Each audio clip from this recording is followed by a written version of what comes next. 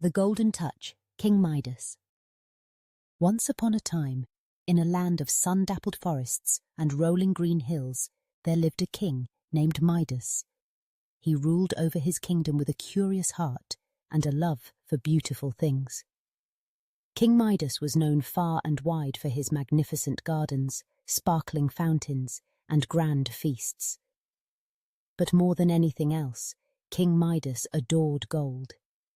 He loved the way it shone in the sunlight, the soft jingle of coins, the gleam of golden crowns and bracelets.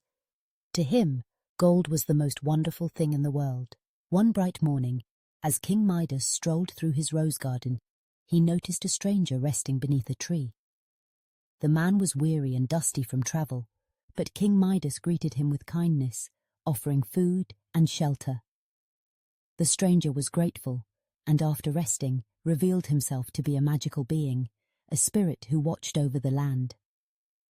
To thank Midas for his generosity, the spirit offered him a single wish, anything his heart desired. Without much thought, King Midas replied, "I wish that everything I touch would turn to gold." The spirit looked at him with gentle eyes and warned, "Be careful what you wish for not all treasures bring happiness." But King Midas, dazzled by dreams of endless gold, insisted on his wish. With a wave of his hand, the spirit granted it and quietly vanished. Excited to try his new power, King Midas reached for a rose. Instantly, its soft red petals shimmered and hardened into pure, glittering gold. Overjoyed, he touched a pebble, a tree branch, even the garden gate, each transformed into sparkling gold before his eyes. He laughed with delight and hurried through his palace, turning vases, chairs, and even the walls into precious metal. By lunchtime, King Midas was famished from his adventures. He sat at his table and lifted a loaf of bread. It turned to gold in his hands. He tried to pick up a juicy apple, but it too became hard and golden. No matter what he touched, grapes, cheese, even a sip of water, everything turned into gold. King Midas realized, with growing worry, that he could not eat or drink anything at all.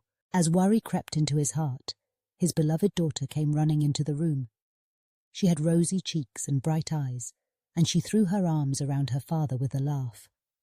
But the moment King Midas hugged her, she too turned to gold, statue still, cold and silent.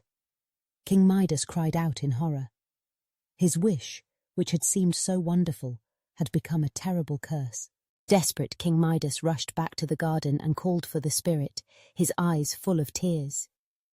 "Please, take back this gift. Gold means nothing to me now. I only want my daughter back, and to be able to enjoy the simple joys of life."